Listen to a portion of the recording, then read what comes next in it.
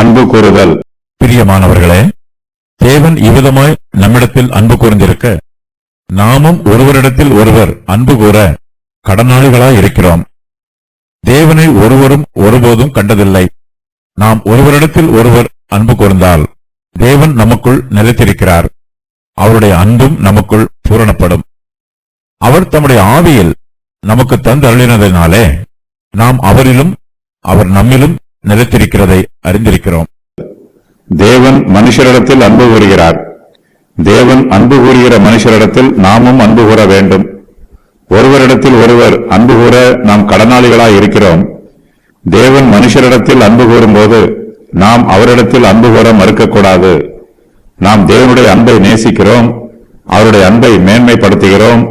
தேவனுடைய அன்பை விரும்புகிற நாம் தேவன் அன்பு கூறுகிற மனுஷரிடத்தில் அன்பு கூற விரும்ப வேண்டும். நாம் தேவனிடத்தில் மாத்திரமே அன்பு கூறுவோம் என்று சொல்லி மனுஷரிடத்தில் அன்பு கூறாமல் இருக்கக்கூடாது. தேவன் நம்மிடத்தில் அன்பு கூர்ந்தபடியினால் நாம் ஒருவரிடத்தில் ஒருவர் அன்பு கூற கடனாளிகளாய் இருக்கிறோம்.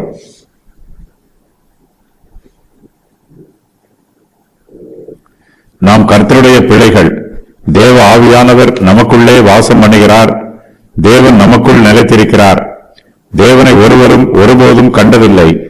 ஆனாலும் நாம் ஒருவரிடத்தில் ஒருவர் அன்பு கூர்ந்தால் தேவன் நமக்குள் நிலைத்திருக்கிறார் என்பதை அறிந்து கொள்ளலாம். பிறரிடத்தில் அன்பு கூறுகிறவர்கள் தேவன் வாசம் பண்ணுகிற ஆலயங்களாக இருக்கிறார்கள். தேவன் தம்முடைய ஆலயத்தில் வாசம் பண்ணுகிறவர். சர்வ வல்லமையுள்ள தேவன் பிறரிடத்தில் அன்பு கூறுகிறவர்களுடைய இருதயத்தில் வாசம் பண்ணுகிறார். தேவன் நமக்குள்ளே நிலைத்திருக்கும் போது அவருடைய அன்பும் நமக்குள் பூரணப்படும். தேவன் நம்மிடத்தில் அன்பு கூர்ந்து தம்முடைய அன்பை நமக்குள் வெளிப்படுத்துகிறார். நாமும் ஒருவரிடத்தில் ஒருவர் அன்பு கூற வேண்டும் என்று தேவன் எதிர்பார்க்கிறார். நாம் பிறரிடத்தில் அன்பு கூறும்போது தேவன் நமக்குள் நிலைத்திருக்கிறார். அவருடைய அன்பு நமக்குள் நிலைத்திருக்கிறது. அவர் நம்மிலும் நமக்குள்ளும் வாசம் பண்ணுவதனால் தேவனுடைய அன்பு நமக்குள் பூரணப்படுகிறது.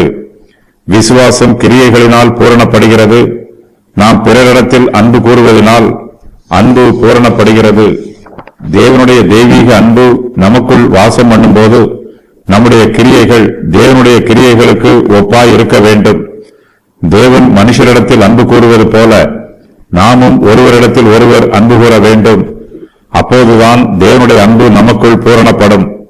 நாம் பிறரிடத்தில் அன்பு கூறும் போதுதான் நம்முடைய இருதயம் தேவன் வாசம் பண்ணுகிற வாசஸ்தலமாய் இருக்கும். தேவனும் நமக்குள் வாசம் பண்ணுவார். அவர் நமக்குள் நிலைத்திருப்பார். தேவன் அன்பாகவே இருக்கிறார். நாம் அவரிடத்தில் அன்பு கூர்ந்ததினால் அல்ல, அவரே நம்மிடத்தில் அன்பு கூர்ந்து தம்முடைய அன்பை நமக்கு வெளிப்படுத்தி இருக்கிறார். தம்முடைய அன்பினால் தேவன் நமக்குள் வாசம் பண்ணுகிறார். நாமும் ஒருவரில் ஒருவர் அன்பு கூறும் போது நமக்குள் இருக்கும் தேவ அன்பு பூரணப்படுகிறது. நாம் தேவனிலும் தேவன் நம்மிலும் நிலைத்திருக்கிறோம். நாம் அவரிலும் அவர் நம்மிலும் நிலைத்திருக்கிறோம் என்னும் வாக்கியத்தை மனுஷருடைய மாம்ச சிந்தையினால் அறிந்து கொள்வது கடினம். தேவன் இந்த சத்தியத்தை நமக்கு விளங்க பண்ணினால் மாத்திரமே நம்மால் இந்த வாக்கியத்தை அறிந்து கொள்ள முடியும். தேவன் தம்முடைய தெய்வீக அன்பினால் தம்முடைய பரிசுத்த ஆவியானவரை நமக்கு தந்தருளி இருக்கிறார். தேவ ஆவியானவர் சகல சத்தியத்தையும் நமக்கு வெளிப்படுத்தி நம்மை சகல சத்தியத்திற்குள்ளும் வழி நடத்துகிறார். பரிசுத்த ஆவியானவராலே நாம் தேவனிலும் அவர் நம்மிலும் நிலைத்திருக்கிறதை அறிந்திருக்கிறோம். தேவன் நமக்குள் நிலைத்திருப்பது நமக்கு கிடைத்திருக்கிற பெரிய சிலாக்கியம். தேவனை ஒருவரும் ஒருபோதும் கண்டதில்லை. ஆனாலும் அவர் நமக்குள் நிலைத்திருக்கிறார். நாம் ஒருவரிடத்தில் ஒருவர் அன்பு கூர்ந்தால் மாத்திரமே தேவன் நமக்குள் நிலைத்திருப்பார். நம்மிடத்தில் அன்பு இல்லை என்றால் தேவன் நமக்குள் வாசம் பண்ண மாட்டார்.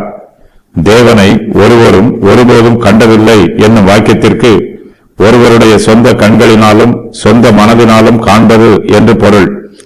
தேவனை பலர் தங்கள் கண்களால் கண்டிருக்கிறார்கள். ஆனால் அவர்கள் தேவனை முழுமையாக புரிந்து கொள்ள முடியவில்லை.